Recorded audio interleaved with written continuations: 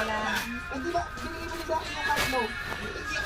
Saka dito nag-aanak sa iba. Pupunta ka ng mga aspirin.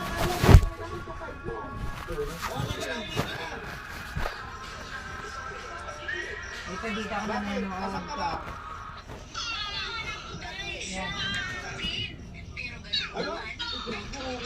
Ni-edit niya lang yan ah.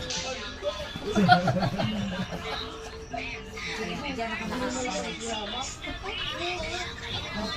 Consistency niya. Simple ka.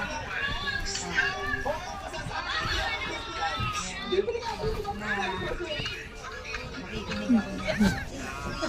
Kasi hindi kayo mga alam. Silang ping-ping. Naku mga loko-loko yan. Ako yun eh.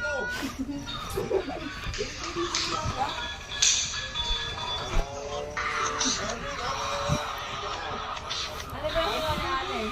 Sinususan siya mamili sa Hong Kong Bazaar ng flying saucer. Pumunta na Hong Kong.